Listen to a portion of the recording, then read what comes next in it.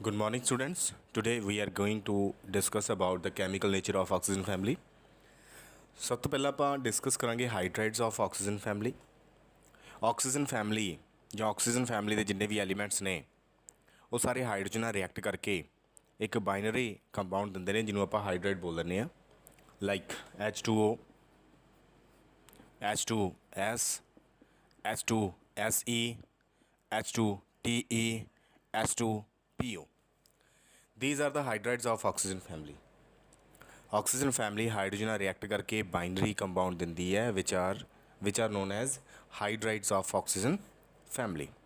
ठीक है, तो ये ਜਿਹੜੇ ਹਾਈਡਰਾਈਡਸ ਨੇ ਇਹਨਾਂ ਦਾ ਹੀ ਆਪਾਂ ਨੇਚਰ ਸਟੱਡੀ ਕਰਨਾ ਹੈ, ਕਿੱਦਾਂ ਇਹਨਾਂ ਦਾ ਰਿਡਿਊਸਿੰਗ ਨੇਚਰ ਜਾਂ ਕਿੱਦਾਂ ਇਹਨਾਂ ਦਾ ਐਸਿਡਿਕ ਨੇਚਰ ਵੇਰੀ ਕਰੇਗਾ ਜਾਂ ਕੀ ਚੀਜ਼ਾਂ ਨੇ ਜਿਹੜੀਆਂ ਇਹਦੀਆਂ ਵੇਰੀ ਕਰਨਗੀਆਂ ਟੌਪ ਟੂ ਬਾਟਮ ਮੂਵ ਕਰਦੇ ਆ। ਤੇ ਇੱਥੋਂ ਹਰੇਕ ਪੁਆਇੰਟ ਤੋਂ ਇੱਕ ਕੁਐਸਚਨ ਬਣਦਾ ਹੀ ਬਣਦਾ, ਸੋ ਇਹਨੂੰ ਧਿਆਨ ਨਾਲ ਸਟੱਡੀ ਕਰ ਲੈਣਾ, ਸਮਝ ਲੈਣਾ। ਸੋ ਪਹਿਲਾਂ ਆਪਾਂ ਡਿਸਕਸ ਕਰਦੇ ਹਾਂ ਸਟਰਕਚਰ। ਫਸਟ ਪ੍ਰੋਪਰਟੀ ਹੈ ਹਾਈਡਰਾਈਡ ਦੀ ਸਟਰਕਚਰ। ਇਹਨਾਂ ਦੇ ਸਟਰਕਚਰਸ ਕੀ ਹੋਣਗੇ, ਸ਼ੇਪ ਕਿੱਦਾਂ ਦੀ ਹੋਏਗੀ ਇਹਨਾਂ ਦੀ। ਦੇਖੋ ਆਪਾਂ ਇੱਕ ਮੋਲੀਕਿਊਲ ਨੂੰ ਡਿਸਕਸ ਕਰ ਲੈਂਦੇ ਹਾਂ, ਬਾਕੀ ਸਾਰਿਆਂ ਨੂੰ ਸੇਮ ਹੀ ਸਟੱਡੀ ਕਰਾਂਗੇ। ਮੀਨਸ ਸਾਰੇ ਬਾਈਨਰੀ ਕੰਪਾਊਂਡ ਨੇ ਤਾਂ ਕਰਕੇ ਸਾਰਿਆਂ ਦਾ ਸਟਰਕਚਰ ਵੀ ਸੇਮ ਹੋਏਗਾ। ਆਕਸੀਜਨ ਸੈਂਟਰ ਵਾਲਾ ਐਟਮ ਹੈ ਵਾਟਰ ਦੇ ਵਿੱਚ। ਆਕਸੀਜਨ ਦਾ ਐਟੋਮਿਕ ਨੰਬਰ ਹੈਗਾ 8। ਇਹਦੀ ਇਲੈਕਟ੍ਰੋਨਿਕ ਕਨਫੀਗਰੇਸ਼ਨ ਹੈਗੀ ਹੈ 1s2 2s2 2p4। Last shell ਦੇ ਵਿੱਚ 6 ਇਲੈਕਟ੍ਰੋਨਸ ਹੈਗੇ ਨੇ। ਅਗਰ ਮੈਂ ਇਹਨਾਂ ਦੇ ਆਰਬਿਟਲਸ ਡਰਾ ਕਰਾਂ 2s, ਇਹ ਆ ਗਿਆ 2p, 2s and 2p। 2s ਦੇ ਵਿੱਚ 2 ਇਲੈਕਟ੍ਰੋਨ ਨੇ, 2p ਦੇ ਉੱਪਰ 4 ਇਲੈਕਟ੍ਰੋਨ ਨੇ। ਇਹ ਗਰਾਊਂਡ ਸਟੇਟ ਦੇ ਵਿੱਚ ਇਹਦੀ ਇਲੈਕਟ੍ਰੋਨਿਕ ਕਨਫੀਗਰੇਸ਼ਨ ਆਪਾਂ ਨੇ ਲਿਖਤੀ ਆ। ਅਗਰ ਆਪਾਂ ਇਹਨੂੰ ਐਕਸਾਈਟਡ ਸਟੇਟ 'ਤੇ ਲੈ ਕੇ ਜਾਈਏ, ਪਹਿਲੀ ਗੱਲ ਤਾਂ ਇਹਨੂੰ ਐਕਸਾਈਟਡ ਸਟੇਟ 'ਤੇ ਲੈ ਕੇ ਜਾਣ ਦੀ ਜ਼ਰੂਰਤ ਹੈ ਜਾਂ ਨਹੀਂ ਹੈ, ਉਹ ਕਿੱਥੋਂ ਪਤਾ ਲੱਗੇਗੀ ਕਿ ਸੈਂਟਰ ਵਾਲੇ ਐਟਮ ਦੇ ਨਾਲ ਜਿਹੜੇ ਨਾਲ ਦੇ ਐਟਮਸ ਨੇ ਉਹ ਕਿੰਨੇ ਅਟੈਚ ਹੋ ਰਹੇ ਨੇ। ਦੇਖੋ ਇੱਥੇ 2 ਐਟਮਸ ਅਟੈਚ ਹੋ ਰਹੇ ਨੇ ਹਾਈਡਰੋਜਨ ਦੇ, ਇੱਥੇ ਵੀ 2 ਇਲੈਕਟ੍ਰੋਨ ਸਿੰਗਲੀ ਫਿਲਡ ਹੈਗੇ ਨੇ। ਸੋ ਇਹਨੂੰ ਐਕਸਾਈਟਡ ਸਟੇਟ 'ਤੇ ਲੈ ਕੇ ਜਾਣ ਦੀ ਕੋਈ ਜ਼ਰੂਰਤ ਨਹੀਂ ਪੈਣੀ, ਗਰਾਊਂਡ ਸਟੇਟ 'ਤੇ ਹੀ ਇਹ ਰਿਐਕਟ ਕਰ ਲੇਗਾ ਟੂ ਫਾਰਮ ਵਾਟਰ। ਇੱਕ ਹਾਈਡਰੋਜਨ ਇੱਥੇ ਇਲੈਕਟ੍ਰੋਨ ਸ਼ੇਅਰ ਕਰ ਲੇਗਾ, ਇੱਕ ਹਾਈਡਰੋਜਨ ਇੱਥੇ ਇਲੈਕਟ੍ਰੋਨ ਸ਼ੇਅਰ ਕਰ ਲੇਗਾ। ਸੋ ਇਹਦੀ ਜਿਹੜੀ ਇਲੈਕਟ੍ਰੋਨਿਕ ਕਨਫੀਗਰੇਸ਼ਨ ਹਾਈਬ੍ਰਿਡਾਈਜੇਸ਼ਨ ਹੋ ਗਈ, ਉਹਦੇ ਵਿੱਚ ਇੱਕ S ਪਾਰਟੀਸਪੇਟ ਕਰ ਰਿਹਾ, 3 P ਪਾਰਟੀਸਪੇਟ ਕਰ ਰਹੇ ਨੇ। ਸੋ ਇਹਦੀ ਹਾਈਬ੍ਰਿਡਾਈਜੇਸ਼ਨ ਹੋ ਗਈ sp3। sp3 ਹੋਈ ਤਾਂ ਸਟਰਕਚਰ ਬਣਦਾ ਆਪਣੇ ਕੋਲ ਟੈਟਰਾਹੈਡਰਲ। ਬਟ ਇੱਥੇ ਚਾਰੋਂ ਦੇ ਚਾਰੋਂ ਬੌਂਡ ਪੇਅਰਸ ਨਹੀਂ ਹੈਗੇ, 2 ਬੌਂਡ ਪੇਅਰਸ ਨੇ, 2 ਲੋਨ ਪੇਅਰਸ ਨੇ, ਤਾਂ ਕਰਕੇ ਇਹਦੀ ਸ਼ੇਪ ਚੇਂਜ ਹੋ ਜਾਣੀ ਹੈ ਵਿਚ ਇਜ਼ V ਸ਼ੇਪਡ। ਤਾਂ ਇਹਦੀ ਸ਼ੇਪ ਬਣ ਜਾਣੀ ਹੈ V ਸ਼ੇਪਡ ਔਰ ਐਂਗੂਲਰ। ਤਾਂ ਇਹਦੀ ਸ਼ੇਪ ਬਣ ਜਾਂਦੀ ਹੈ ਇੱਦਾਂ ਦੀ, oxygen lone pair of electron, lone pair of electron, bond pair of electron, bond pair of electron. ਇਹ ਜਿਹੜਾ ਬੌਂਡ ਐਂਗਲ ਆ 104 ਦੇ ਕਰੀਬ ਹੁੰਦਾ, nearly equal to 104 degree. So ਇੱਦਾਂ ਕਰਕੇ ਇਹਦਾ ਸਟਰਕਚਰ ਜਿਹੜਾ ਹੈਗਾ ਬਣਦਾ, ਇਹਨੂੰ ਆਪਾਂ V ਸ਼ੇਪਡ ਜਾਂ ਐਂਗੂਲਰ ਬੋਲ ਦਿੰਦੇ ਹਾਂ। ਐਂਗੂਲਰ ਸ਼ੇਪ ਇਹਦੀ ਬਣਦੀ ਹੈ। ਬਾਕੀ ਸਾਰੇ ਜਿੰਨੇ ਵੀ ਮੋਲੀਕਿਊਲਸ ਨੇ ਉਹਨਾਂ ਦਾ ਵੀ ਜਿਹੜਾ ਸਟਰਕਚਰ ਹੈ, ਸ਼ੇਪ ਹੈ ਜਿਹੜੀ ਸੇਮ ਬਣੇਗੀ। ਬਟ ਫਰਕ ਸਿਰਫ ਇੰਨਾ ਹੋਏਗਾ ਕਿ ਬੌਂਡ ਐਂਗਲ ਚੇਂਜ ਹੋ ਜਾਏਗਾ। ਟੌਪ ਟੂ ਬਾਟਮ ਮੂਵ ਕਰਦੇ ਆ, ਜਿਹੜਾ ਬੌਂਡ ਐਂਗਲ ਆ ਉਹ ਡਿਕਰੀਜ਼ ਕਰ ਜਾਏਗਾ। ਕਿਉਂ ਡਿਕਰੀਜ਼ ਕਰੇਗਾ, ਇੱਥੋਂ ਇਹੀ ਕੁਐਸਚਨ ਪੁੱਛਿਆ ਜਾ ਸਕਦਾ ਹੈ। ਪਹਿਲਾ ਕੁਐਸਚਨ ਇੱਥੋਂ ਇਹ ਬਣਦਾ ਕਿ ਸਟਰਕਚਰ ਕੀ ਹੈ ਹਾਈਡਰਾਈਡਸ ਦਾ। ਦੂਸਰਾ ਕੁਐਸਚਨ ਆ ਸਕਦਾ ਹੈ ਕਿ ਟੌਪ ਟੂ ਬਾਟਮ ਹਾਈਡਰਾਈਡ ਫੈਮਿਲੀ ਦੇ ਵਿੱਚ ਅਗਰ ਆਪਾਂ ਮੂਵ ਕਰਦੇ ਹਾਂ ਤਾਂ ਇਹਦਾ ਬੌਂਡ ਐਂਗਲ ਕਿੱਦਾਂ ਵੇਰੀ ਕਰਦਾ। ਤਾਂ ਇਹ ਸੈਕਿੰਡ ਕੁਐਸਚਨ ਪੁੱਛਿਆ ਜਾ ਸਕਦਾ। ਤਾਂ ਆਪਾਂ ਸੈਕਿੰਡ ਕੁਐਸਚਨ ਕਰਦੇ ਹਾਂ ਕਿ ਬੌਂਡ ਐਂਗਲ ਕਿੱਦਾਂ ਵੇਰੀ ਕਰਦਾ, ਟੌਪ ਟੂ ਬਾਟਮ ਡਿਕਰੀਜ਼ ਕਰਦਾ ਤਾਂ ਕਿਉਂ ਕਰਦਾ, ਕੀ ਇਹਦਾ ਕਾਰਨ ਹੈ। ਠੀਕ ਹੈ ਜੀ। ਤਾਂ ਦੇਖੋ ਆਪਾਂ ਨੇ ਆਕਸੀਜਨ ਲਗਾ ਲਿਆ, ਹਾਈਡਰੋਜਨ ਲਗਾ ਲਿਆ, ਇਹਦੇ ਉੱਪਰ 2 ਲੋਨ ਪੇਅਰ ਆਫ ਇਲੈਕਟ੍ਰੋਨਸ ਲਗਾ ਲਏ। ਠੀਕ ਹੈ ਜੀ। ਇਸੇ ਤਰ੍ਹਾਂ ਆਪਾਂ ਸਲਫਰ ਦਾ ਕੇਸ ਕੀਤਾ, ਉਹਦੇ ਵਿੱਚ ਵੀ 2 ਲੋਨ ਪੇਅਰ ਲੱਗ ਜਾਣਗੇ, ਹਾਈਡਰੋਜਨ ਲੱਗ ਜਾਏਗਾ। ਠੀਕ ਹੈ ਜੀ। ਮੈਂ ਬੋਲਿਆ ਕਿ ਇਹ ਵਾਲਾ ਬੌਂਡ ਐਂਗਲ ਇਹ ਤੋਂ ਘੱਟ ਹੋਏਗਾ। ਕਿਉਂ ਘੱਟ ਹੋਏਗਾ, ਉਹਦਾ ਰੀਜ਼ਨ ਆਪਾਂ ਦੱਸਦੇ ਹਾਂ। ਦੇਖੋ ਆਕਸੀਜਨ ਦੀ ਇਲੈਕਟ੍ਰੋਨੈਗੇਟਿਵਿਟੀ ਸਲਫਰ ਦੇ ਨਾਲੋਂ ਜ਼ਿਆਦਾ ਹੈ। ਤਾਂ ਜਿਹੜੇ ਵੀ ਇੱਥੇ ਆਕਸੀਜਨ ਨੇ ਇਲੈਕਟ੍ਰੋਨ ਸ਼ੇਅਰ ਕੀਤੇ ਹੋਣਗੇ ਉਹ ਆਕਸੀਜਨ ਦੇ ਜ਼ਿਆਦਾ ਨਜ਼ਦੀਕ ਲਾਈ ਕਰਨਗੇ, ਸਲਫਰ ਤੋਂ ਥੋੜ੍ਹੇ ਜਿਹੇ ਦੂਰ ਲਾਈ ਕਰਨਗੇ। ਅਗਰ ਸਲੇਨੀਅਮ ਹੋਏਗਾ ਤਾਂ ਹੋਰ ਵੀ ਦੂਰ। ਮੀਨਸ ਜਿਵੇਂ ਟੌਪ ਟੂ ਬਾਟਮ ਮੂਵ ਕਰਦੇ ਹਾਂ, ਸੈਂਟਰ ਵਾਲੇ ਐਟਮ ਦੀ ਇਲੈਕਟ੍ਰੋਨੈਗੇਟਿਵਿਟੀ ਘਟਦੀ ਜਾਂਦੀ ਹੈ। ਸੋ ਜਿਹੜੇ ਇਹਨਾਂ ਨੇ ਇਲੈਕਟ੍ਰੋਨ ਸ਼ੇਅਰ ਕੀਤੇ ਨੇ ਉਹ ਸੈਂਟਰ ਵਾਲੇ ਐਟਮ ਤੋਂ ਦੂਰ ਹੁੰਦੇ ਜਾਂਦੇ ਨੇ। ਜਿੰਨੇ ਸੈਂਟਰ ਵਾਲੇ ਐਟਮ ਦੇ ਨੇੜੇ ਇਲੈਕਟ੍ਰੋਨਸ ਹੋਣਗੇ ਉਨੀ ਰਿਪਲਸ਼ਨ ਜ਼ਿਆਦਾ ਹੋਏਗੀ ਅਤੇ ਉਨਾ ਹੀ ਬੌਂਡ ਐਂਗਲ ਵੀ ਜ਼ਿਆਦਾ ਹੋਏਗਾ। ਤਾਂ ਇੱਥੇ ਦੇਖੋ ਰਿਪਲਸ਼ਨ ਮੈਕਸਿਮਮ ਹੈ। ਜਿਵੇਂ ਜਿਵੇਂ ਟੌਪ ਟੂ ਬਾਟਮ ਮੂਵ ਕਰਦੇ ਆ ਤਾਂ ਰਿਪਲਸ਼ਨ ਘਟਦੀ ਜਾਂਦੀ ਆ, ਸੋ ਬੌਂਡ ਐਂਗਲ ਵੀ ਘਟਦਾ ਜਾਂਦਾ।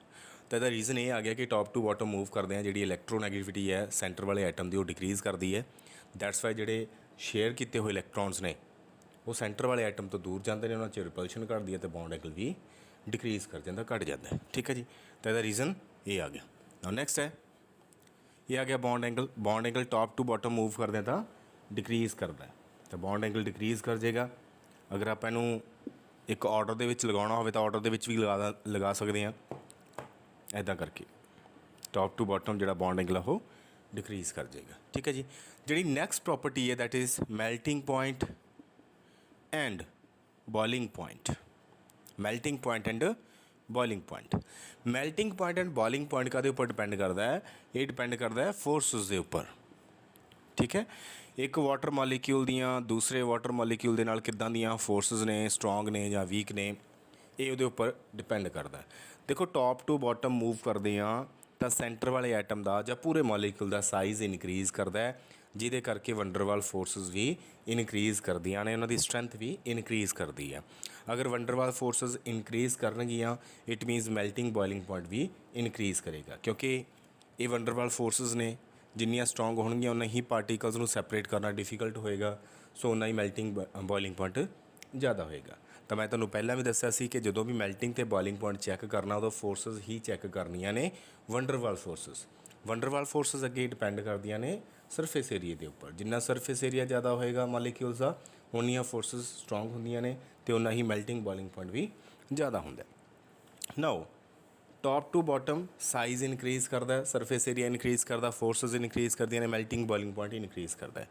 ਬਟ ਅਗਰ ਆਪਾਂ ਵਾਟਰ ਐਂਡ H2S ਨੂੰ ਡਿਸਕਸ ਕਰੀਏ, ਹੋਣਾ ਕੀ ਚਾਹੀਦਾ? H2S ਦਾ ਮੈਲਟਿੰਗ ਬੋਇਲਿੰਗ ਪੁਆਇੰਟ ਵਾਟਰ ਦੇ ਨਾਲੋਂ ਜ਼ਿਆਦਾ ਹੋਣਾ ਚਾਹੀਦਾ। ਬਟ ਐਕਚੁਅਲੀ ਇੱਥੇ ਪ੍ਰੋਬਲਮ ਆ ਜਾਂਦੀ ਹੈ, ਐਕਸੈਪਸ਼ਨਲ ਬਿਹੇਵੀਅਰ ਆ ਜਾਂਦਾ ਹੈ, ਉਹਨੂੰ ਆਪਾਂ ਐਕਸਪਲੇਨ ਕਰਨ ਦੀ ਕੋਸ਼ਿਸ਼ ਕਰਦੇ ਹਾਂ। ਦੇਖੋ ਵਾਟਰ ਇੱਕ ਮੋਲੀਕਿਊਲ ਦੂਸਰੇ ਮੋਲੀਕਿਊਲ ਨਾਲ ਅਟੈਚ ਹੈ due to hydrogen bonding which is also a van der Waals force. But strongest ਹੈ ਜਿਹੜੀ ਹਾਈਡਰੋਜਨ ਬੌਂਡਿੰਗ ਹੈ ਉਹ ਕੀ ਹੈ? ਸਟਰੋਂਗੈਸਟ ਬੌਂਡਿੰਗ ਹੈ। ਇਹਨਾਂ ਦੇ ਵਿੱਚ ਹਾਈਡਰੋਜਨ ਬੌਂਡਿੰਗ ਐਗਜ਼ਿਸਟ ਕਰਦੀ ਹੈ, ਇਹਦੇ ਵਿੱਚ ਬਾਕੀ ਦੀਆਂ ਤਿੰਨੋਂ ਜਿਹੜੀਆਂ ਫੋਰਸਿਸ ਰਹਿ ਗਈਆਂ ਉਹਨਾਂ ਦੇ ਵਿੱਚ ਇੱਕ ਫੋਰਸ ਐਗਜ਼ਿਸਟ ਕਰਦੀ ਹੈ। ਮੀਨਸ ਇਹ ਹੋਇਆ ਕਿ ਇਹਦੇ ਵਿੱਚ ਫੋਰਸਿਸ ਸਟਰੋਂਗ ਨੇ, ਇਹਦੇ ਵਿੱਚ ਵੀਕ ਨੇ, ਤਾਈਓ ਇਹਦਾ ਮੈਲਟਿੰਗ ਬੋਇਲਿੰਗ ਪੁਆਇੰਟ ਇਹਦੇ ਨਾਲੋਂ ਵੱਧ ਜਾਂਦਾ। ਠੀਕ ਹੈ, ਬਾਕੀ ਟੌਪ ਟੂ ਬਾਟਮ ਸਲਫਰ ਤੋਂ ਲੈ ਕੇ ਪੋਲੋਨੀਅਮ ਤੱਕ ਜਦੋਂ ਆਪਾਂ ਮੂਵ ਕਰਦੇ ਹਾਂ ਤਾਂ ਮੈਲਟਿੰਗ ਬੋਇਲਿੰਗ ਪੁਆਇੰਟ ਇਨਕਰੀਜ਼ ਕਰਦਾ ਹੈ। ਬਟ ਅਗਰ ਆਪਾਂ ਵਾਟਰ ਐਂਡ H2S ਇਹਨਾਂ ਦੋਨਾਂ ਨੂੰ ਸਟੱਡੀ ਕਰਦੇ ਹਾਂ ਤਾਂ ਵਾਟਰ ਦਾ ਮੈਲਟਿੰਗ ਬੋਇਲਿੰਗ ਪੁਆਇੰਟ ਜ਼ਿਆਦਾ ਹੋਏਗਾ ਐਜ਼ ਕੰਪੇਅਰ ਟੂ H2S। ਕਿਉਂ? ਬਿਕੋਜ਼ ਵਾਟਰ ਦੇ ਵਿੱਚ ਜਿਹੜੀਆਂ ਫੋਰਸਿਸ ਨੇ ਉਹ ਸਟਰੋਂਗ ਨੇ as compare to H2S। Clear? Now ਇੱਕ ਕੁਐਸਚਨ ਇੱਥੋਂ ਹੋਰ ਵੀ ਬਣਦਾ ਹੈ ਕਿ ਵਾਟਰ ਰੂਮ ਟੈਂਪਰੇਚਰ 'ਤੇ ਲਿਕੁਇਡ ਫਾਰਮ ਦੇ ਵਿੱਚ ਐਗਜ਼ਿਸਟ ਕਰਦਾ, ਲਿਕੁਇਡ ਹੁੰਦਾ ਇਹ, ਬਟ H2S ਗੈਸ ਹੁੰਦੀ ਹੈ। ਇਹਦਾ ਕੀ ਰੀਜ਼ਨ ਹੈ? ਇਹਦਾ ਰੀਜ਼ਨ ਵੀ ਫੋਰਸਿਸ ਆ ਗਈਆਂ। ਇੱਥੇ ਸਟਰੋਂਗ ਬੌਂਡਿੰਗ ਹੈ, ਪਾਰਟੀਕਲਸ ਜ਼ਿਆਦਾ ਨਜ਼ਦੀਕ ਨੇ, ਸੋ ਲਿਕੁਇਡ ਫਾਰਮ ਹੈ। ਇੱਥੇ ਫੋਰਸਿਸ ਵੀਕ ਨੇ, ਪਾਰਟੀਕਲਸ ਦੂਰ ਨੇ, ਸੋ ਗੈਸ ਫਾਰਮ ਹੈ। ਤਾਂ ਇੱਥੋਂ ਦੋ ਤਰ੍ਹਾਂ ਦੇ ਕੁਐਸਚਨਸ ਇੱਦਾਂ ਬਣਦੇ ਨੇ, ਜਾਂ ਤਾਂ ਵਾਟਰ ਤੇ H2S ਨੂੰ ਪੁੱਛਿਆ ਹੋਏਗਾ ਕਿ ਮੈਲਟਿੰਗ ਤੇ ਬੋਇਲਿੰਗ ਪੁਆਇੰਟ ਕਿਹਦਾ ਜ਼ਿਆਦਾ ਹੋਏਗਾ, ਜਾਂ ਆ ਜਾਏਗਾ ਕਿ ਕਿਹੜੀ ਲਿਕੁਇਡ ਫਾਰਮ ਹੈ ਕਿਹੜੀ ਗੈਸ ਫਾਰਮ ਹੈ, ਜਾਂ ਸਿੰਪਲੀ ਇੱਦਾਂ ਦਾ ਕੁਐਸਚਨ ਪੁੱਛਿਆ ਜਾਂਦਾ ਹੈ ਕਿ ਵਾਟਰ ਰੂਮ ਟੈਂਪਰੇਚਰ ਤੇ ਲਿਕੁਇਡ ਫਾਰਮ ਦੇ ਵਿੱਚ ਐਗਜ਼ਿਸਟ ਕਰਦਾ ਹੈ, ਬਟ H2S ਜਿਹੜੀ ਹੈਗੀ ਆ ਉਹ ਗੈਸ ਫਾਰਮ ਦੇ ਵਿੱਚ ਐਗਜ਼ਿਸਟ ਕਰਦੀ ਹੈ। ਇਹਦਾ ਕੀ ਕਾਰਨ ਹੈ? ਠੀਕ ਹੈ ਜੀ, ਤਾਂ ਇੱਥੋਂ ਇੱਦਾਂ ਦੇ ਕੁਐਸਚਨ ਪੁੱਛੇ ਜਾ ਸਕਦੇ ਨੇ। ਮੈਂ ਤੁਹਾਨੂੰ ਇੱਕ ਹੋਰ ਚੀਜ਼ ਵੀ ਨਾਲ ਦੱਸੀ ਸੀ, ਅਗਰ ਤੁਸੀਂ ਮੈਲਟਿੰਗ ਬੋਇਲਿੰਗ ਪੁਆਇੰਟ ਚੈੱਕ ਕਰਨਾ ਹੈ ਪਲੱਸ ਵੋਲੇਟਿਲਿਟੀ ਚੈੱਕ ਕਰਨੀ ਹੈ। ਵੋਲੇਟਾਈਲ ਨੇਚਰ ਮਤਲਬ ਵੇਪਰਸ ਕਿਹਦੇ ਬਣਦੇ ਨੇ ਜਾਂ ਕਿਹਦੇ ਈਜ਼ੀਲੀ ਵੇਪਰਸ ਬਣਦੇ ਨੇ, ਵੋਲੇਟਾਈਲ ਨੇਚਰ। ਤਾਂ ਜਿਹੜਾ ਵੋਲੇਟਾਈਲ ਨੇਚਰ ਹੈ ਉਹ ਵੀ ਫੋਰਸਿਸ ਦੇ ਉੱਪਰ ਹੀ ਡਿਪੈਂਡ ਕਰਦਾ ਹੈ। ਜਿੰਨੀਆਂ ਫੋਰਸਿਸ ਵੀਕ ਹੋਣਗੀਆਂ ਓਨੇ ਵੇਪਰ ਬਣਨ ਦੇ ਚਾਂਸਸ ਜ਼ਿਆਦਾ ਹੋਣਗੇ ਅਤੇ ਓਨੀ ਹੀ ਉਹਦੀ ਵੋਲੇਟਿਲਿਟੀ ਵੀ ਜ਼ਿਆਦਾ ਹੋਏਗੀ। ਠੀਕ ਹੈ, ਤਾਂ ਵਾਟਰ ਹੈ, H2S ਹੈ, H2SE ਹੈ, H2PO ਹੈ, H2PO। Top to bottom move ਕਰਦੇ ਹਾਂ, ਫੋਰਸਿਸ ਇਨਕਰੀਜ਼ ਕਰਦੀਆਂ ਨੇ, ਸੋ ਵੋਲੇਟਿਲਿਟੀ ਡਿਕਰੀਜ਼ ਕਰਦੀ ਹੈ। ਬਟ ਇਹਨੂੰ ਦੋਨੋਂ ਕੇਸਿਸ ਦੇ ਵਿੱਚ ਵੋਲੇਟਿਲਿਟੀ ਵਾਟਰ ਦੀ ਘੱਟ ਹੋਏਗੀ, H2S ਦੀ ਜ਼ਿਆਦਾ ਹੋਏਗੀ। ਕਿਉਂ? ਵਾਟਰ ਦੇ ਵਿੱਚ ਸਟਰੋਂਗ ਬੌਂਡਿੰਗਸ ਨੇ, ਵੇਪਰਸ ਘੱਟ ਬਣਨਗੇ, H2S ਦੇ ਵਿੱਚ ਵੀਕ ਬੌਂਡਿੰਗਸ ਨੇ, ਵੇਪਰਸ ਜ਼ਿਆਦਾ ਬਣਨਗੇ, ਸੋ ਵੋਲੇਟਿਲਿਟੀ H2S ਦੀ ਜ਼ਿਆਦਾ ਹੈ। ਇਹਦੀ ਵੋਲੇਟਿਲਿਟੀ ਇਹਦੇ ਨਾਲੋਂ ਘੱਟ ਹੋਏਗੀ, ਇਹਦੀ ਵੋਲੇਟਿਲਿਟੀ ਇਹਦੇ ਨਾਲੋਂ ਕੀ ਹੋਏਗੀ? ਜ਼ਿਆਦਾ। टॉप टू बॉटम मूव करांगे वोलेटिलिटी की करेगी decrease.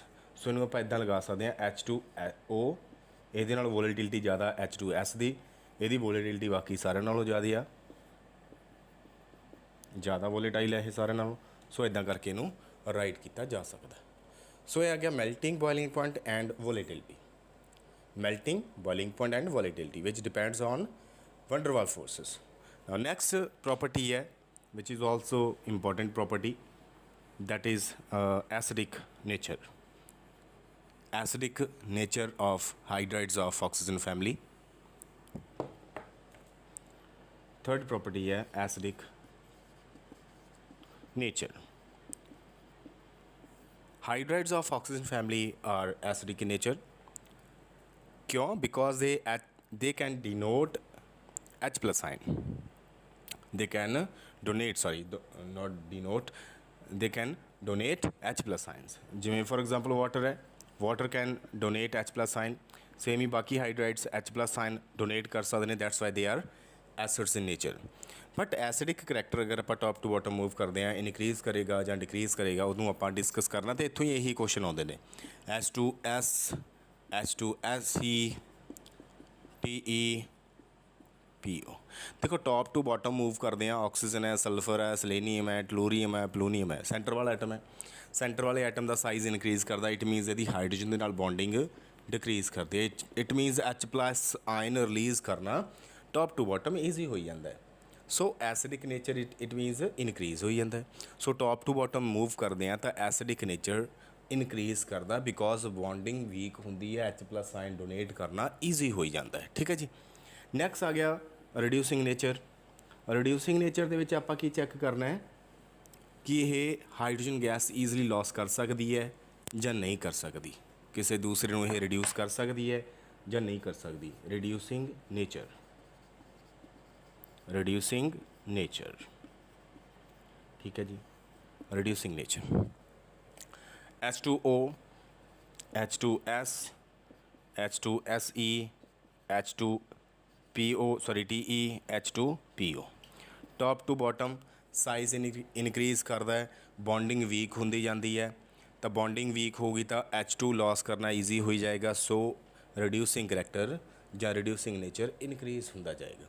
So top to bottom अगर आप मूव करते हैं हाइड्राइड फैमिली दे विच तो H2 लॉस करना ईजी हो जाता, इट मीनस ਇਹਦਾ रिड्यूसिंग करैक्टर इनक्रीज़ होंदा। तो तुसीं एक चीज़ हमेशा याद रखनी है, जो भी मैल्टिंग तो बॉइलिंग पॉइंट या वोलेटिलिटी चैक करनी है तो फोर्सिस चैक करनिया ने, जो बाकी दी कोई भी कैमिकल प्रॉपर्टीज़ स्टडी करनी है जिमें एसिडिक नेचर है ਜਾਂ बेसिक नेचर है ਜਾਂ रिड्यूसिंग नेचर है, ऑक्सीडाइजिंग नेचर है, ਜਾਂ ਤੁਹਾਡੇ ਕੋਲੇ आ जाएगा अगे थर्मल स्टेबिलिटी, ਉਹਦੇ ਲਈ ਤੁਸੀਂ फोर्सिस चैक करनी सॉरी बॉन्डिंग चैक करनी है। ठीक है जी। फोर्सिस चैक करनिया ने मैल्टिंग बॉइलिंग पॉइंट तो वोलेटिलिटी के लिए, बाकी सारे कासे के लिए तुसीं की करनिया ने बॉन्डिंग्स चैक करनिया ने, बॉन्डिंग कितनी स्ट्रोंग बनी हुई है आइटम्स के विच ਜਾਂ वीक बनी हुई है। ठीक है जी। तो नैक्सट आ गया रिड्यूसिंग नेचर तो बाद अपने कोल थर्मल स्टेबिलिटी। थर्मली किन्ने क स्टेबल ने ये, fifth thermal stability. Thermal stability, thermal stability भी बॉन्डिंग के उपर डिपेंड करती है। थर्मल स्टेबिलिटी होंदी की है कि ये वाले बॉन्ड्स किस टैंपरेचर तक अपने आप को सर्वाइव कर सकते हैं। आप टैंपरेचर इनक्रीज़ करते हैं तो बॉन्डिंग ब्रेक होएगी ना, किस टैंपरेचर तक ये अपने आप को सर्वाइव करके रख सकते हैं वो दसेगा कि थर्मल स्टेबिलिटी कितनी है। जिन्ना वध टैंपरेचर ये सहन कर सकते हैं उन्नी दी थर्मल स्टेबिलिटी ज़्यादा होएगी। देखो टॉप टू बॉटम मूव करते हैं तो बॉन्डिंग वीक होंगी है, बॉन्ड वीक बनता है। ठीक है। सल्फर का हाइड्रोजन के नाल बॉन्ड वीक होएगा, सलेनियम का हाइड्रोजन के नाल होर भी वीक होएगा। कारण की है? बिकॉज ऑफ साइज़, सेंटर वाले आइटम का साइज़ वड्डा हो जाता है, तो करके हाइड्रोजन के नाल उन्नी इफेक्टिवली बॉन्डिंग नहीं कर सकता। वो टॉप टू बॉटम मूव करता तो बॉन्ड वीक हो जाता है, वीक हो जाता तो ईजली टुट सकता है। सो थर्मल स्टेबिलिटी वाटर की ज़्यादा है, टॉप टू बॉटम मूव करते हैं थर्मल स्टेबिलिटी डिक्रीज़ करती है।